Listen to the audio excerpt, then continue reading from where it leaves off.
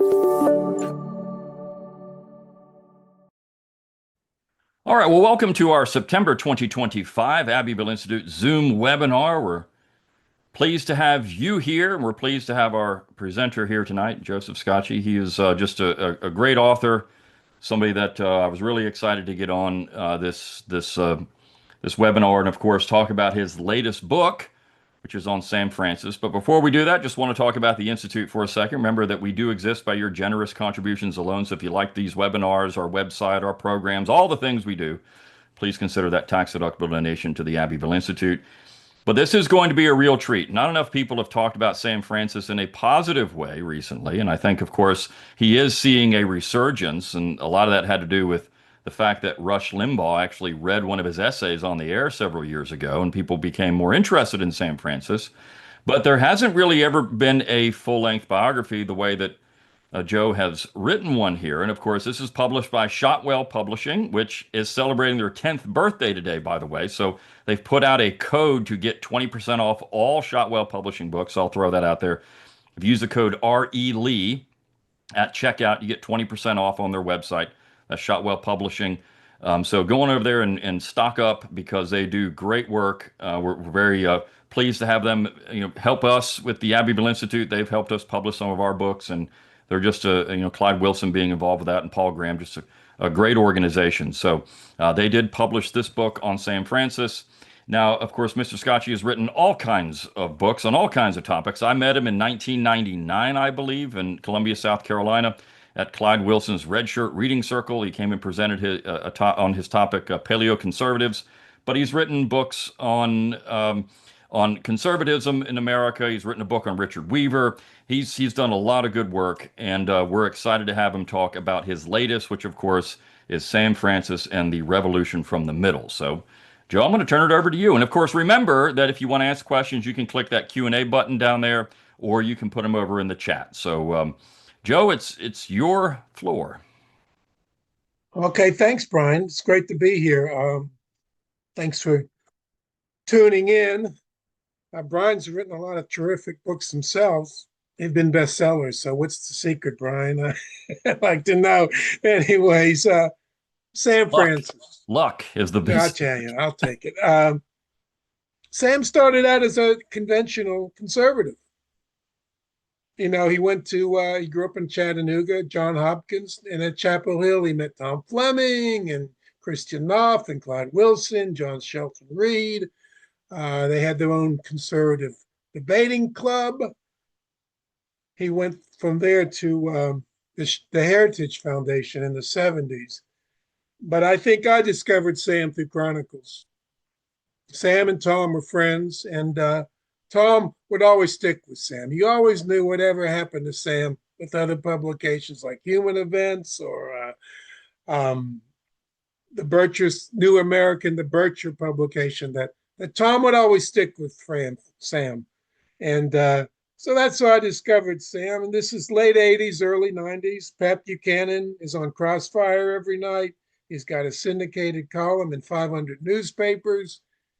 And his worldview of America first, Sam complemented that. But Sam was very conventional conservative. I mean, at a Heritage Foundation, he wrote a book on the Soviet strategy of terror. He wrote about leftists and the sanctuary movement, from bringing in refugees from Central America to the United States. In 1980, Republicans had their big year with Reagan in the Senate, going Republican. John East won a seat in Carolina, and Sam joined his staff.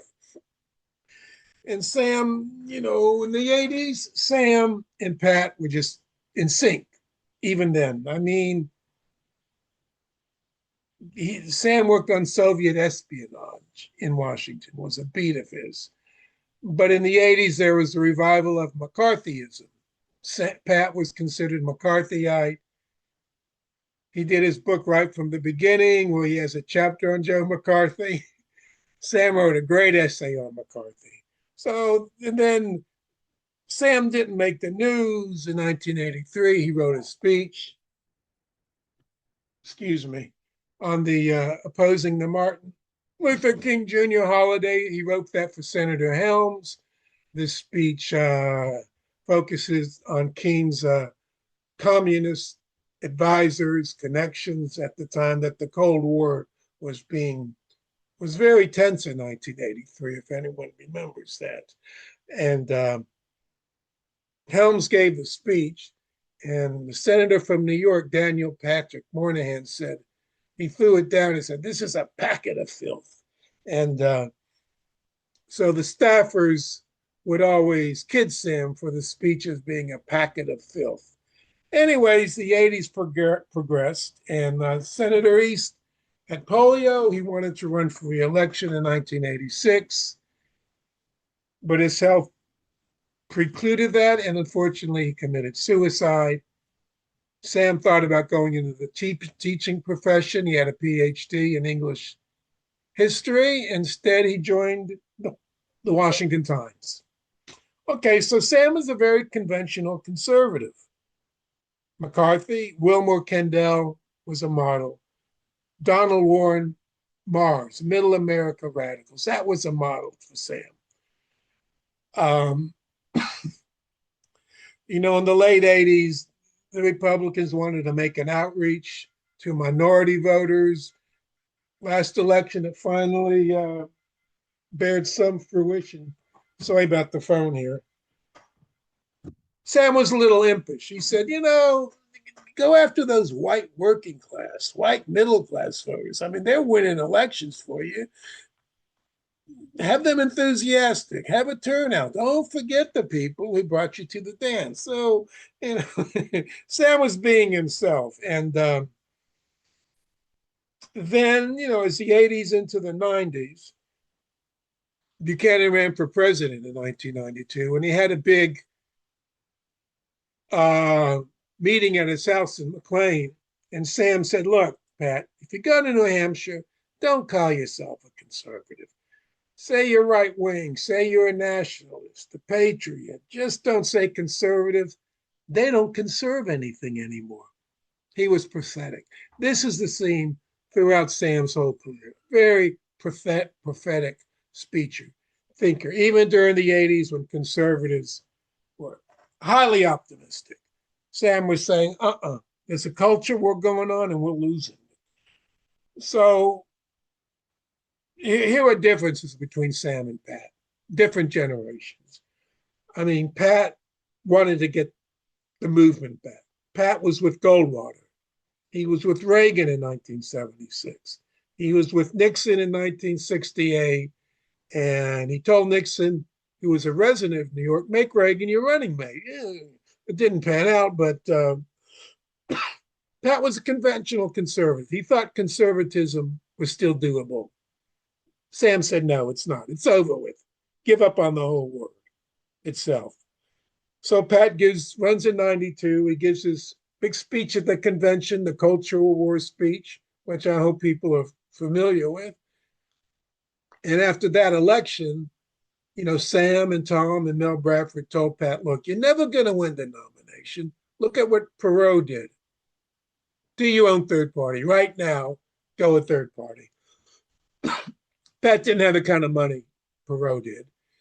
And plus, he had Nacky Loeb's endorsement in New Hampshire, the Manchester Union leader. Very, powerful newspaper in New Hampshire. So Pat ran in 96. He won New Hampshire. He lost the nomination. And, that ended his career. But I don't blame him for not going third party. I don't think he would have gone anywhere. But that aside, by the 80s, the whole split in conservatism was just complete.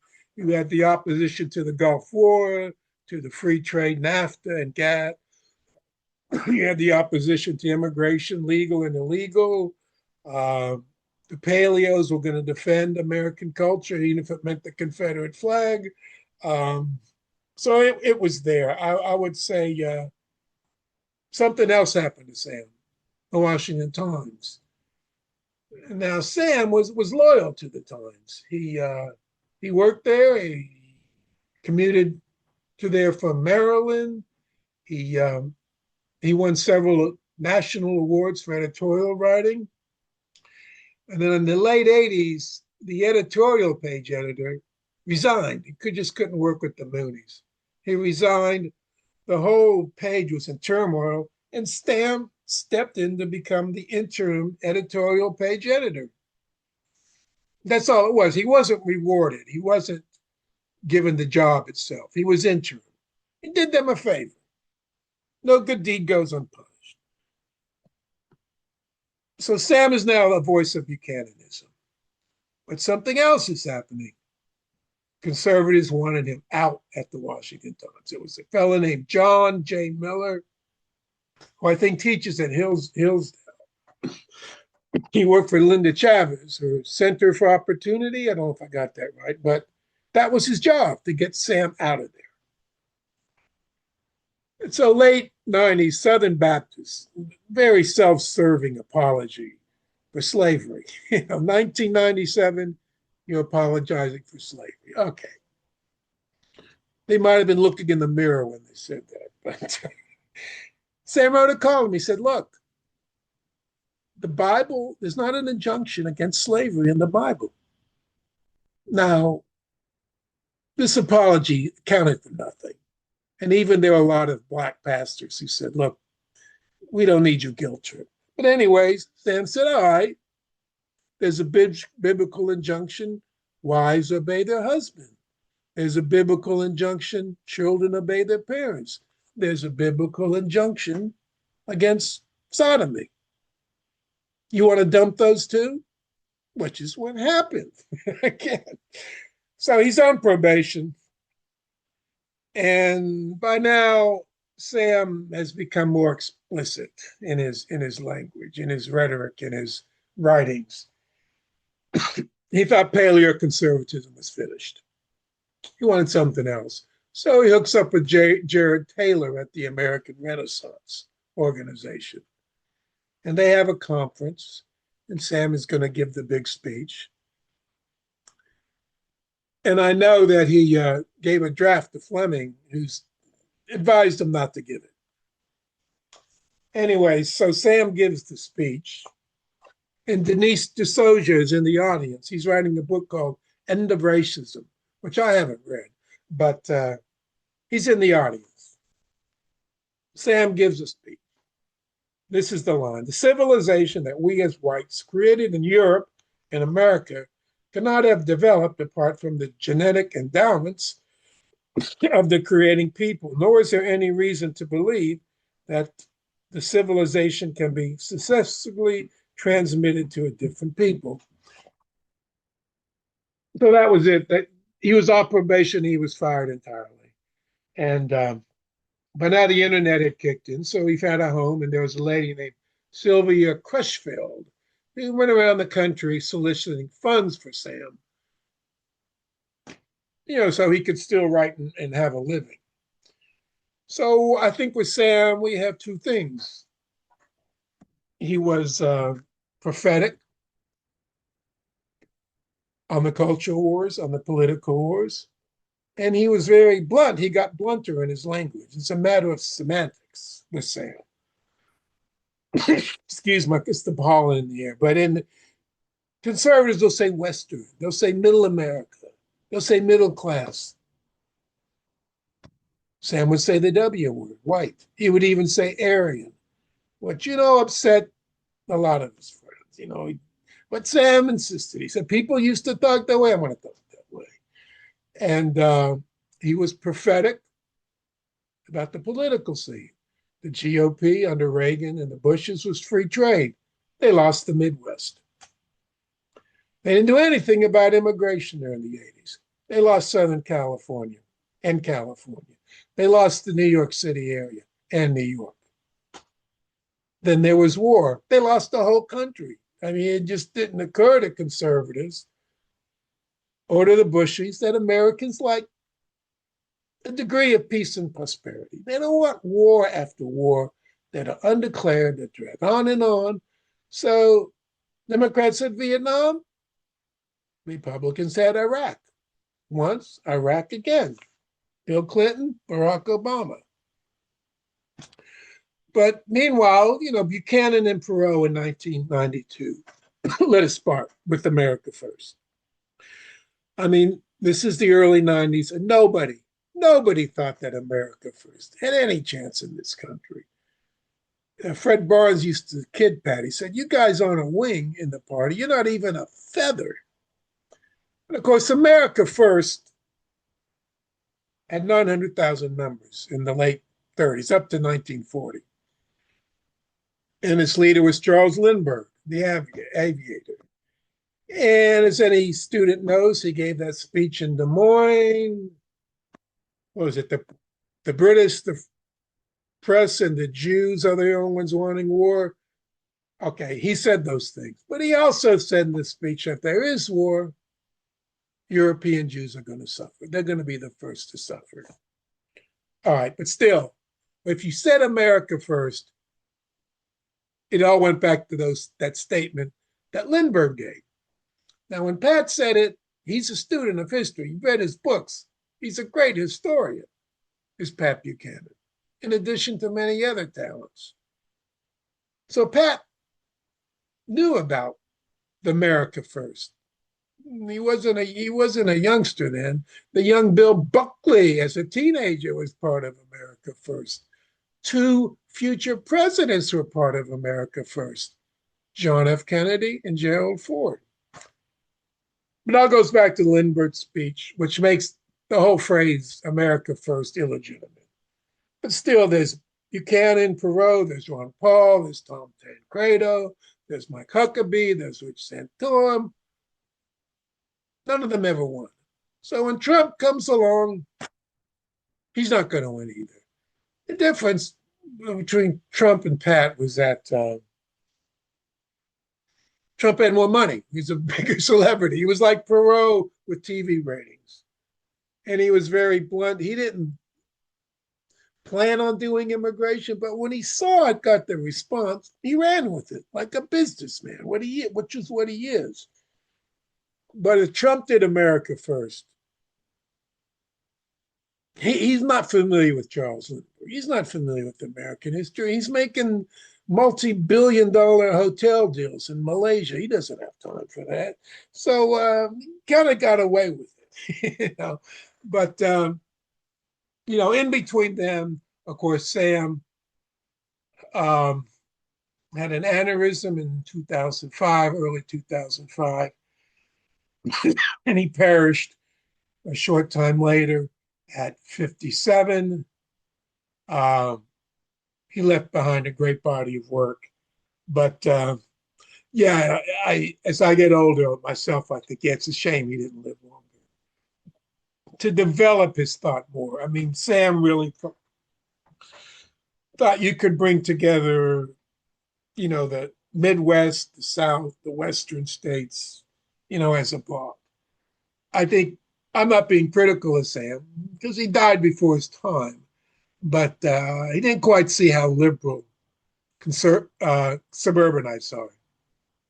New York, Chicago, Atlanta, Dallas, anywhere in the U.S., suburbanite women, college educated abortion.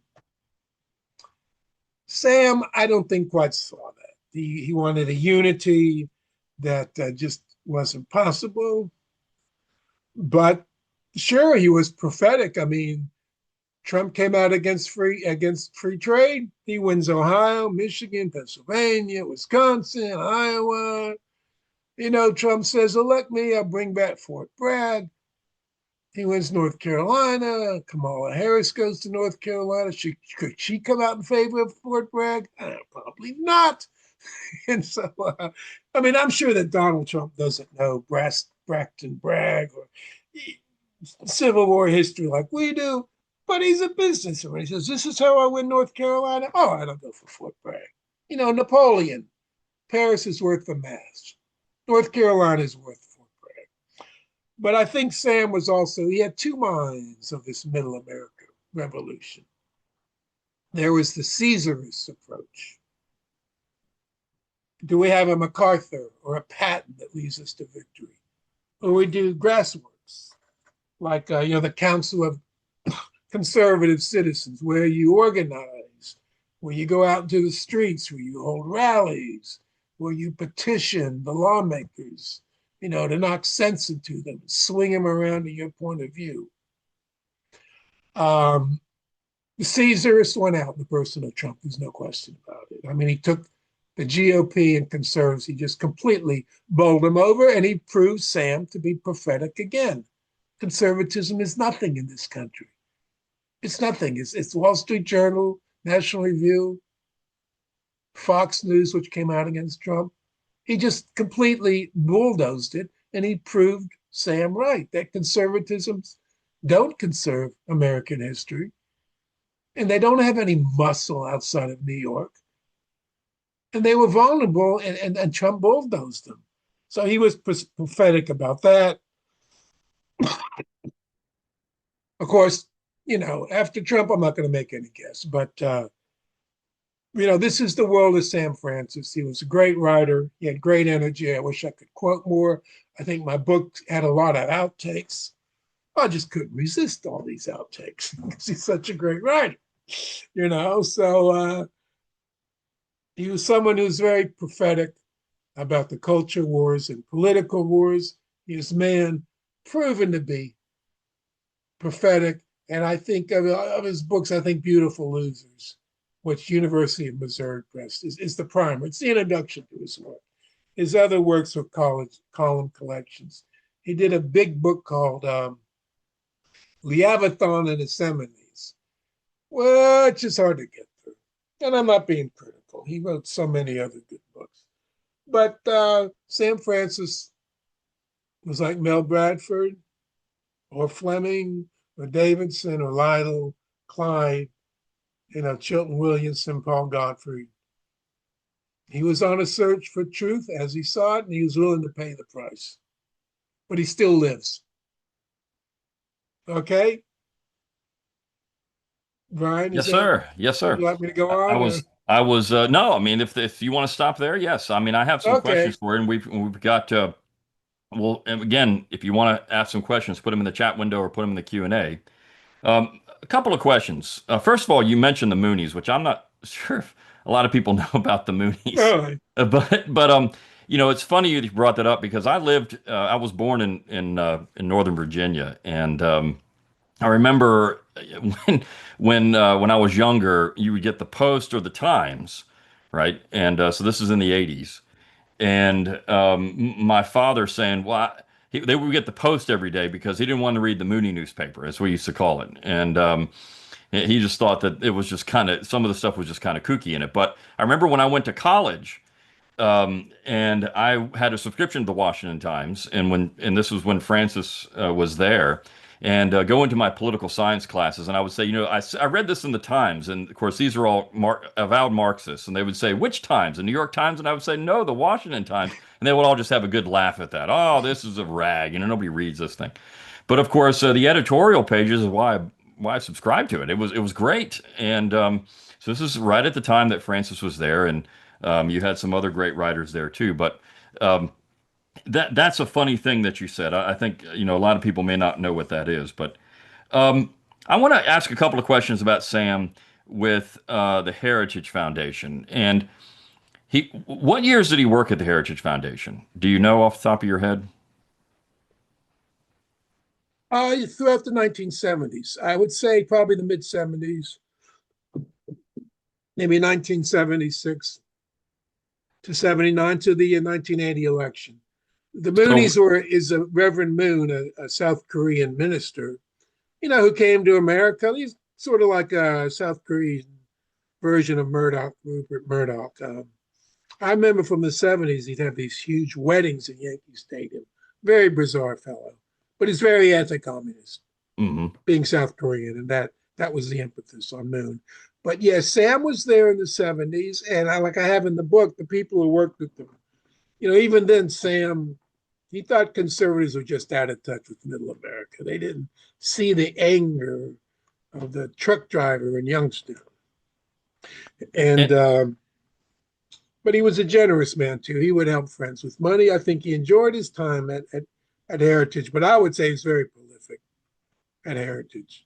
I mean, he wrote, presentations that were book length or mini book length. I mean, even there, he just had a great energy in his prose that the rest of the country would soon see. And yeah, I think Heritage was much more modest in those days. Didn't have the money that it has now, and but he was connected to that world. And when Senator East got elected, he needed foreign policy, and he went to Sam. Right. And, it's amazing and the reason I bring that up, because Heritage Foundation uh, could have gone in a different path. They could have made a choice. And of course, I know in the 80s, I mean, they figured out with the Reagan administration, they could get involved in that. And of course, they became much bigger at that time. But the organization was different in the 70s. And when Sam left, and of course, they lost anyone there that would be, more on the paleo conservative side, or in touch with that group. And of course, then the Mel Bradford episode happens with the Reagan administration, and it's kind of interesting how that 1980 election really did bury, in some ways, a lot of the people that would have been the intellectual, push for someone like Pat Buchanan. It's just that we always talk about Reagan being this conservative revolution.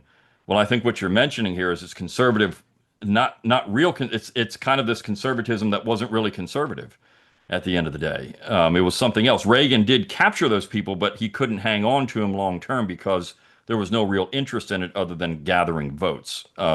Not policy wise, anyways. I think is are you going in that direction, or am I misstating, maybe the way Francis would see it and others would see it?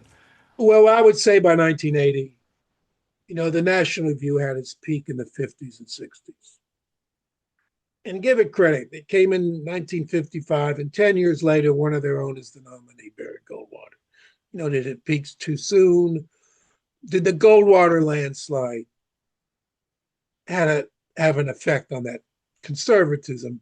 If you read back issues of National Review, here they are saying nice things about John C. Calhoun and Jefferson Davis. And obviously they are against the Brown decision and just the whole liberal agenda up and down the line.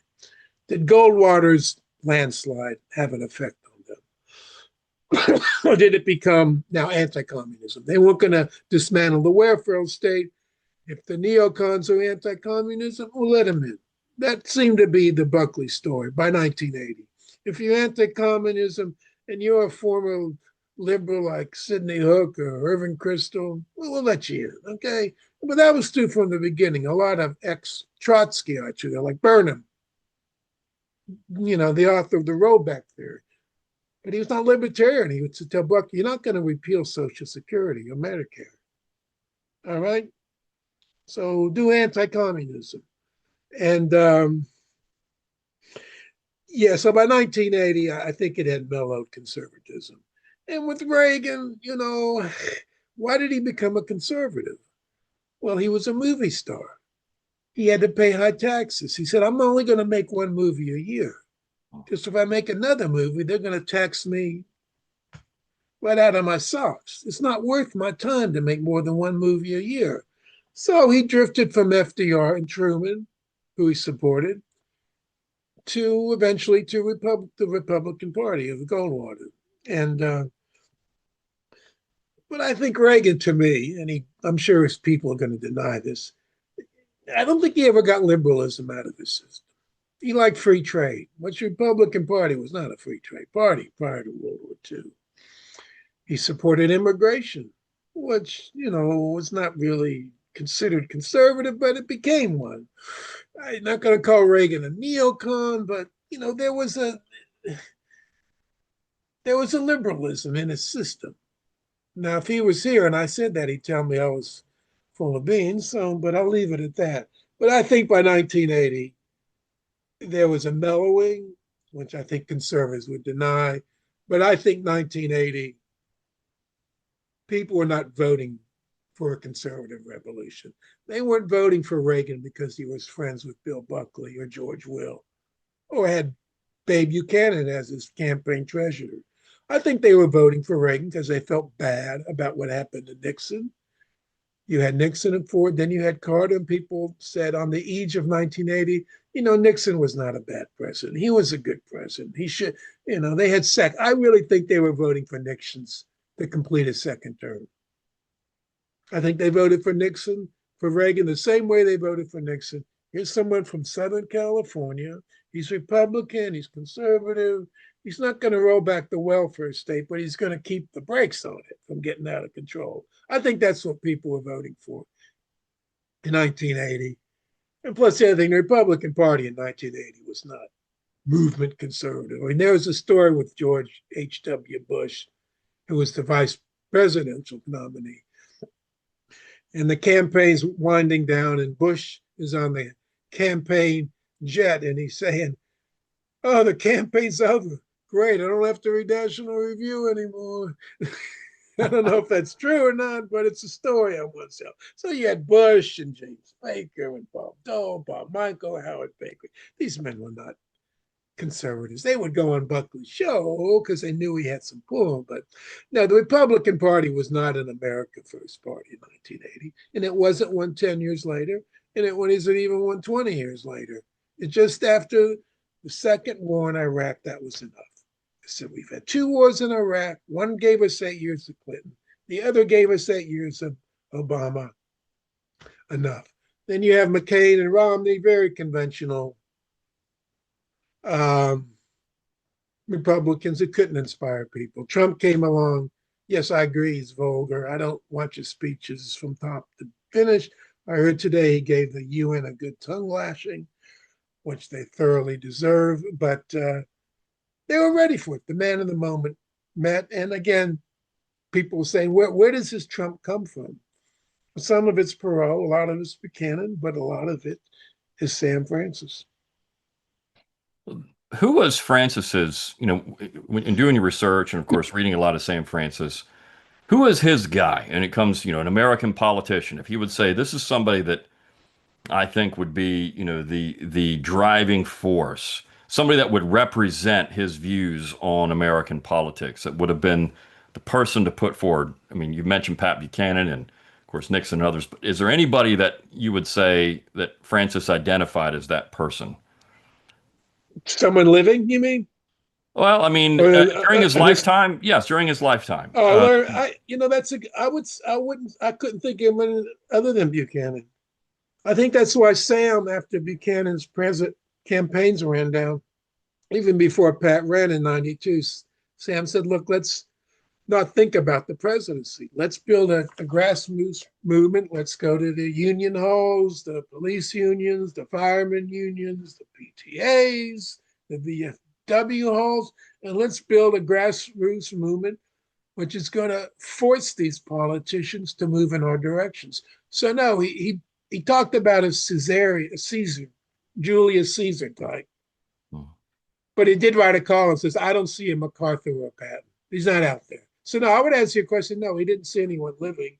I think he wrote some columns about the 20s with Harding and Coolidge. And I would say, in reaching history, that would be models. But Sam, he didn't, like I said, he died too young.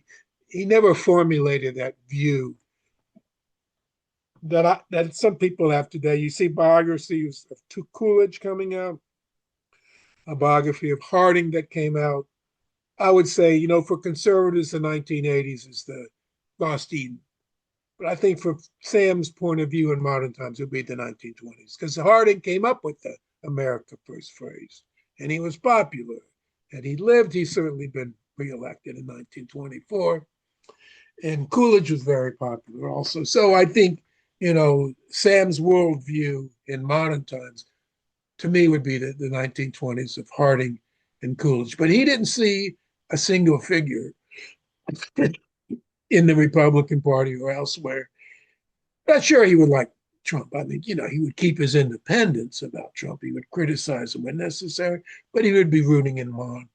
And I think he would see, Stephen Miller as a soulmate in the White House.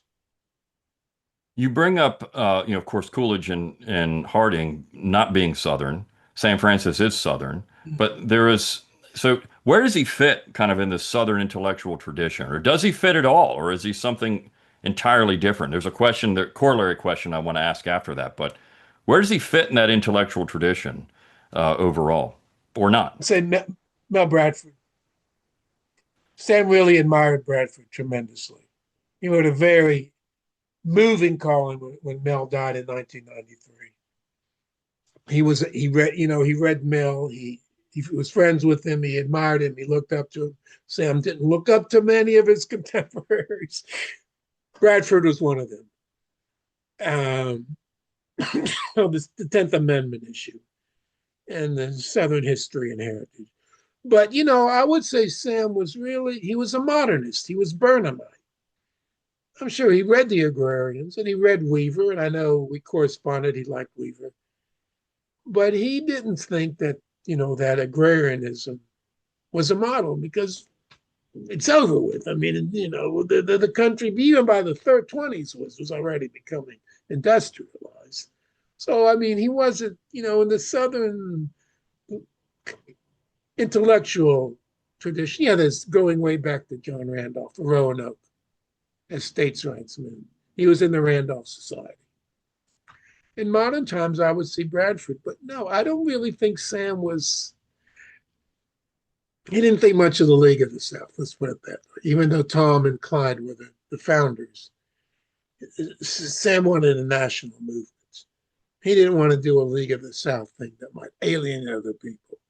But, there's Bradford and Kendall, Kendall, but Kendall was Appalachians to Rockies. Flyover country. He was the real prophet of flyover country. You say, I'm an Appalachians to Rockies patriot. Kendall was from Oklahoma. He admired Weaver, and the agrarians did Kendall, but he was not, specifically Southern like Mill was, or Weaver was, or Davidson.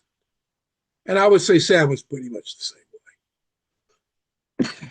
Yes. He says it's got to be, no problem with the solid South, but you got to bring in a lot of other people.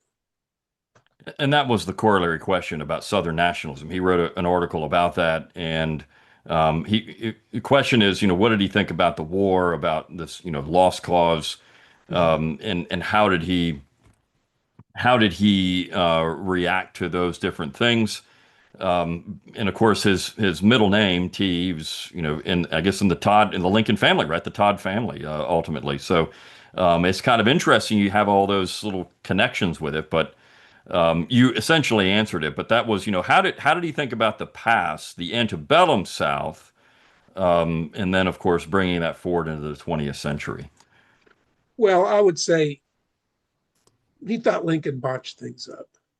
He could have avoided the war because the Deep South seceded, the Mid South stayed in. Lincoln could have avoided the war. And,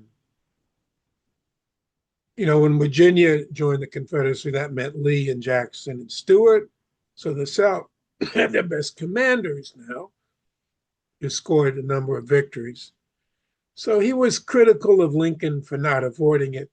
But he did not think that the South could ever win the war. He thought it was a mistake to fight the war. He was like Lee in that. I mean, Lee didn't think Lee did it, but he did his duty. And when the war was ending, Lee said, this is ending like I thought it would.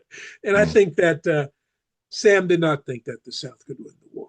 They were just outnumbered, and it was just a matter of time before they were ground down and defeated. But, he had no quarrel with the antebellum South as it was. And he was, there was George Fitzhugh, who wrote a book on equality that Sam admired greatly. And, he defended Southern heritage the same way he would defend American heritage. He would defend things Confederate. He would defend the Columbus Day. He would defend Thomas Jefferson. So I think Sam was not more nationalist than I think Clyde was as a regionalist. But I mean, they're both friends of mine, friends of yours. And, but Sam lived in other parts of the country, I guess Maryland. A lot of the Southern scholars, they spent their whole lives in the region, which means, and I'm not being critical of them, they probably don't know the mindset of Youngstown, Ohio, or Milwaukee, Wisconsin. you know, but Sam did, and I guess it was Kendall, it was Don Warren especially, who was from Michigan. So Sam would say, "Yeah, we defend the Old South and its heritage, but let's bring in the fellows from Detroit also." He wasn't specifically Southern like that. Right. And And I think that, when you putting him in with Mel Bradford, I mean, it's the 20th century contemporary Southern writers, and there was a bigger picture. I think even for Bradford, there was a bigger picture. They were looking at things in a different way. But it's it's um, it's interesting how you can categorize these people, where you can put them. And you mentioned Weaver, and he wasn't, or at least Francis was an agrarian. He read Weaver, but wasn't necessarily in line with everything there. So. Question about Sam and Lou Rockwell. How did Sam and Lou Rockwell form kind of an alliance, or this fusionism between the paleocons and libertarians? How did that happen? Do you have any insight into that? yeah, We're it wasn't Sam who initiated it. I think it was Tom and Murray Rothbard and Lou. They initiated it. I think Fleming, when he did his Chronicles issue on immigration in 1989, he was looking for allies. He would send Catherine Dalton, who was the managing editor, to New York, to the New York Post. He would send her around to say, "Look, come around to our view." And the people at the Post, I knew Scott McConnell's a friend of mine, and he was there, and she would come in and talk, and they were nice to her, but they dismissed it altogether. So I think that Tom, who's out in Rockford, he felt shunned by the New York, Washington crowd. And I think he carried that with him and still does carry that with him. Because, Tom's a very brilliant guy. And I don't want to dish on someone who's a friend of mine. But I think he felt the sting of rejection, did Fleming. And also they lost grant money for that issue. And with Father Newhouse being fired from Rockford, that gave them a lot of bad publicity because Newhouse was very central to the whole New York scene with Buckley, with Crystal, and Bud Hortz. That hurt Rockford too. So I think Tom went looking for new allies, and he went to the anti-war crowd, even on the left with Irving Call of I forget, there's a leftist publication that they had in Wisconsin. He looked for the anti-war crowd, then with Rothbard and Lou, and they formed the Randolph Society, Mhm. which is built around that anti-war point of view, and which broke up over the trade issue. So yeah, there was a split over trade, and I happened to be there in '96 in Arlington. This was after Pat's campaigns were over with, and there's a lot of sore feelings over Pat's protectionism. And so her Hans Hermann Hoppe, the Austrian school writer who taught at Las Vegas. I guess he got Rothbard his job at Las Vegas. Mhm. And he gave a talk, and I was in the audience, and he's criticizing Sam and Pat for their trade protectionism. He's not mentioning their names, but he's quoting them. And since their styles are so unique, if you're quoting from Pat Buchanan or you're quoting from Sam Francis, you know who's writing that essay. You know it's not John Updike. So who's a great writer. But I was there when they blew up. I mean, they used the '96 meeting to, file for divorce from Rockford, the Mont Mises people. Mhm.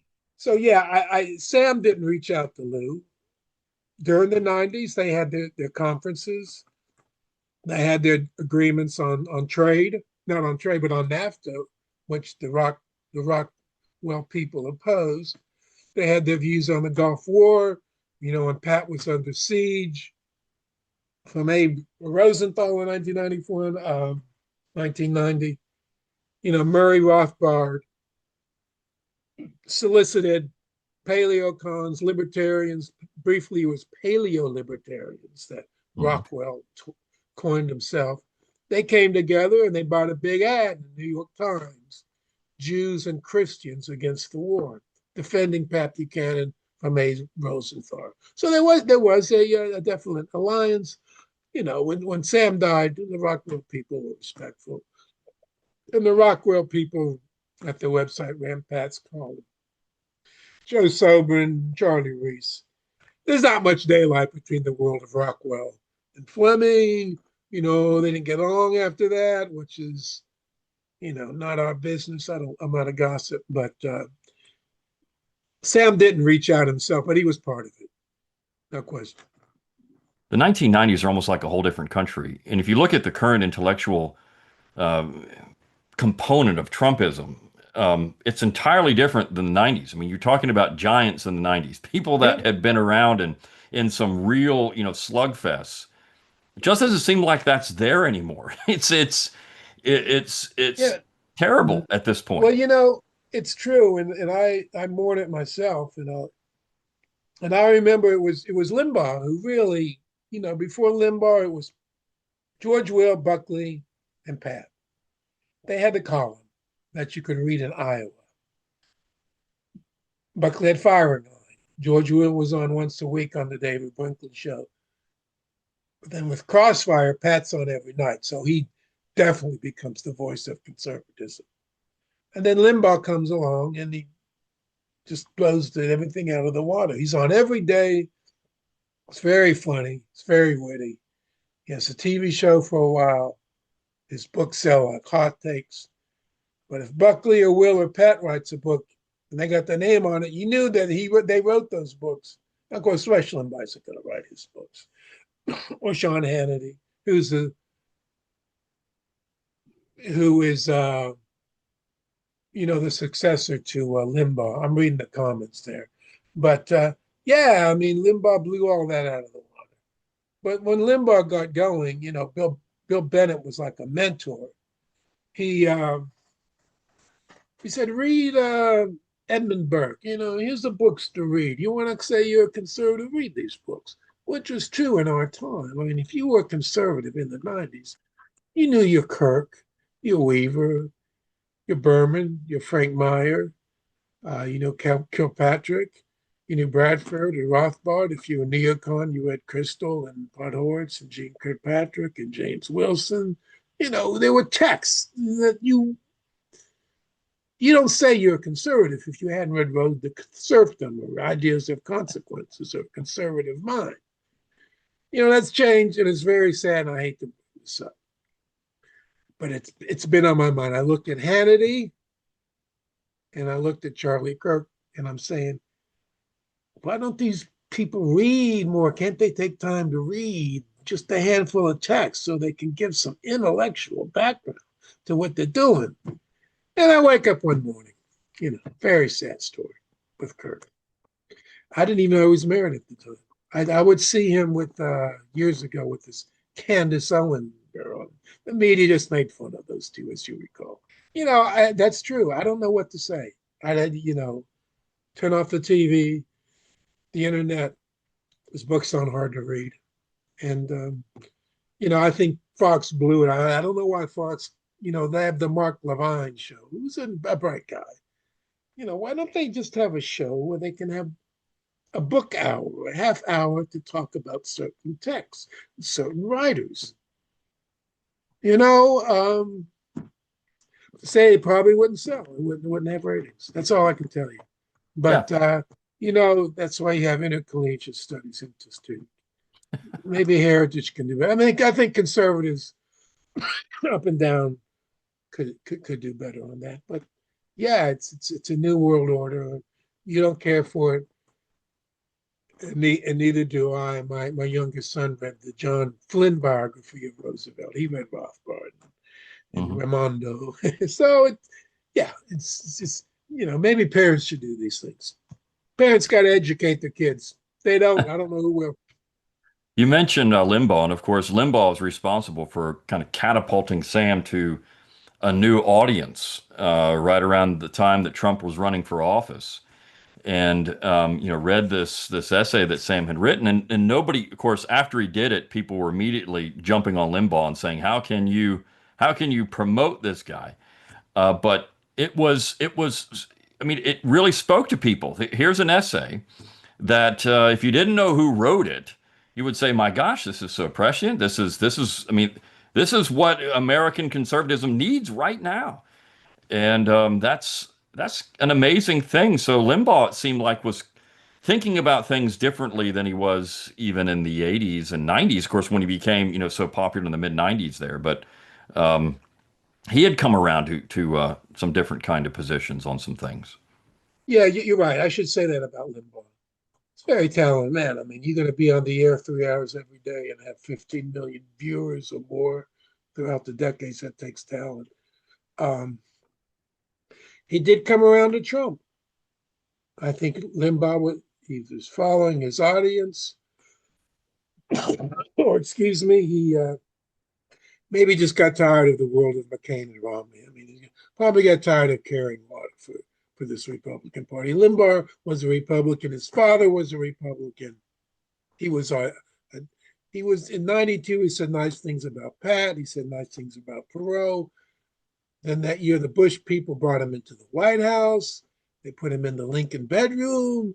George H.W. Bush carried his bags. The president of the United States carrying your bags. That really brought Limbaugh back into the Republican Party to stay. But yes, at the end, he was with Trump. And he, can I read it, Brian? The quote?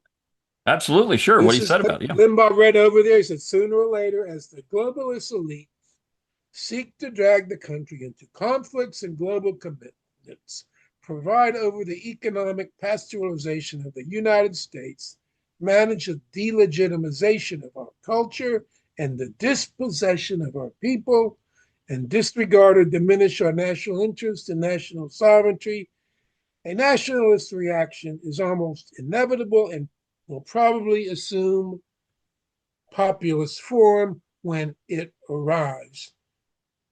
In 1996, it was there, it just wasn't the majority. It was like 35% of the party. That's what what Limbaugh said. He said the theory is that this is Donald Trump. The theory is that written in 1996 foretold or predicted the arrival of Donald Trump. That's what I've been saying this whole hour. Sam was prophetic, the most prophetic thinker of our time. Yeah, I mean, it's remarkable. I mean, Limbaugh had an audience that any of these people would have loved to have had every day. You're in their ear every day. It's Pat, of course, had a pretty good audience there at Crossfire, but I think at the end of the day, Limbaugh was able to do things that nobody else could do with talk radio, and really can't hasn't been done since. I mean, once he died, it's different, and everybody can feel it. But another question about Albert J. Nock. Did Francis ever say anything about him, or have anything to say about him at all in any way, or mention him or anything? No, not that I know of. Look, Sam agreed with the libertarian point of view that Nock stood for. I think Nock, and I'm not that familiar with him, so I think the questioner knows more about Nock than I do, or than I think what Sam did. I think Nock was someone who had an influence on Bill Buckley, a big influence on the young Buckley. But Nock's world was individualism. I mean, the opposition to the New Deal that Nock was a part of in the 30s, they didn't use the word conservatism. It wasn't until The Conservative Mind was published in 1953 by Russell Kirk that it came into circulation. Prior to that, if you were against Roosevelt, the New Deal, the Fair Deal, you were an individualist. Hmm. The New Deal was collectivism. The opponents were individualists. There was a book, One is a Crowd. So Nock was someone, he was a minister, he was an author, he lived in New York, and, he kind of shunned the world of politics or political movements. He thought of himself as a remnant of the old America that opposed the welfare state. Like a lot of people at that era who opposed FDR, like Garrett Garrett or John T. Flynn. They opposed Roosevelt. The word conservatism wasn't in circulation. There's a book called The Superfluous Men, who I think your viewer might want to look up, that has essays by these people, including agrarians like Donald Davidson. So prior to the 50s National Review, people who opposed liberalism, that they weren't much of a movement. They were independent thinkers. I had great respect for them. They had a great deal of integrity. They paid a great price for where they stood. But Sam was a bit like Burnham. He didn't think that the welfare state was going to be dismantled because it served the middle class, like myself right now. So Sam would agree with Knock, but didn't think it was possible. Politics is the art of the possible. Let's focus on nationalism. Staying out of these wars, protecting jobs, protecting your border, protecting your heritage. Let's do that. If we're going to roll back the welfare state, you would need a different Republican Party, and you would need a lot more Republicans in Congress or the Senate to do that. So I don't know. I don't see a connection between Sam and Albert J. Knox. Well, Read about it. we're up against the time here, and so in the last couple of minutes, do you want to just kind of where people can find you if you're still writing columns or I know you're writing your books. I know you've been a journalist for years. Are you still doing anything that on a regular basis, or are you just now focusing on books? Well, I guess the books, because I was in journalism and I worked for a newspaper chain in Mineola, Long Island. We had like 19 newspapers in Nassau, and I really enjoyed it. Um, People in my office knew I was a right wing nut, but I didn't talk about it ever. I mean, when Obama got elected, everyone in my office was just going crazy. I couldn't do any work that day. I had to leave the office. And 8 years later, Trump wins, and everyone's going crazy again. I want to tell you, between you and me, my wife would have been proud of me because I kept my mouth shut the entire day. We had an editorial meeting, and people were just breaking down, and my mouth was zipped the same way your zipper is zipped. So I knew if I'm going to be in New York journalism for over 30 years, you go through life with your mouth good and shut, and you concentrate on high school football and school board meetings and board of trustee meetings. But near the end, I got laid off in COVID, and I came back. They hired me back, and I was able to write certain things. Mhm. Books about conservatism and about certain authors whose anniversary of Jack Kerouac, or T.S. Eliot, or James Joyce. I was a literature degree major in college, and I took creative writing at City College, which didn't turn out.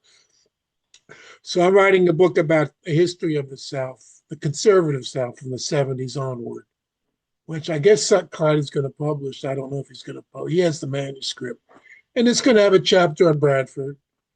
And Sam is going to be in there, and Wendell Berry and Tom Wolfe is on the literature. I got country music. I'm not a music critic. And I got a chapter on the whole transition in the 70s to a two-party South with Carter and Jesse Helms, and then to the Republican South with Ron Paul and Gingrich and Dick Armey, and of course our favorite Miss Green, and that's what I'm doing. And except for Chronicles, no, I'm not in print. I'm just doing the regular middle class duties of Sure. husband. Well, that's exciting that you're writing that But book. I, I mean, but I think, excuse me, I think I'm blacklisted. I can't open an X account, from what I understand. So I can't write a letter to the editor, from what I understand. I think I'm blacklisted. What are you laughing about? I tell my relatives that, and they're amazed. I said, Mom, Aunt, Uncle, Sis, you don't think this is a free country, do you? well, it's great you're writing something on the 20th century South. I know Clyde is years ago. I'll tell you this story. When I was wrapping up, I was his last doctoral student, and he and I had a conversation because my major field was um, the U.S. from 1789 to the present. So I did the 20th century. And he told me, he said, if I had to go back and do it over, I would do the 20th century South more than the antebellum South. I He didn't liked know. it better. And in so many ways, it is. It's a more interesting time period. And of course, that post, 1970s, of course, you've got, the Nash book on, conservatism, but bringing that forward in the 70s is fantastic. And so we'll have to have you back on and talk about that. Well, see, no, I did that book because when the history of the South, you have Simpkins, who wrote the big, thick book, History of the South, Hmm. which came out in the 40s, and then in the 50s. I don't know who Rodney Dangerfield is. That's not me, is it? He's a comedian. But you okay? But anyways, and Charles Rowland at University of Kentucky did a book Hmm. about the improbable era Yeah. from the 40s to the 70s, which was my time as an adolescent. So I always wanted to read that book, and I did. It's a so-so book. It's from the left, soft left. This was the days in the 70s you could say nice things about Robert E. Lee and Martin Luther King, and no one would get upset because they had desegregation, and that was the South was like back in vogue during the 70s. While in the 60s, it was just the evil empire of America, the Deep South especially. I grew up in Carolina, but even then you could feel it from Mississippi, Alabama, how hated this region was by the rest of the country. In the 70s, they decided to slack off a little because they had desegregation. They had Sam Irving and Watergate, and Hmm. then they had Carter. So maybe these people aren't that bad. And in 1980, they go to Reagan, and they go back into the villains chair. So yeah, that was the impetus for this book. But for myself, I guess whenever Chronicles accepts something from me, I'm on the outs. But I Well, got other things other than writing. I just do well, between you and me in the audience. that's a good thing. Well, we thank you for your time tonight, and I'm hoping you sell some books on Francis, and that people will read it and enjoy it. And plus, your other books, if you just go on Amazon, you can find all your other stuff too. And go ahead and order those because they're great. So, Joe, it's been a pleasure, and we'll have to have you back on to talk about your next book when it comes out. Thanks, Brian. Thanks to the audience. Have a All nice right, evening. everyone, have a very good evening. See you next time.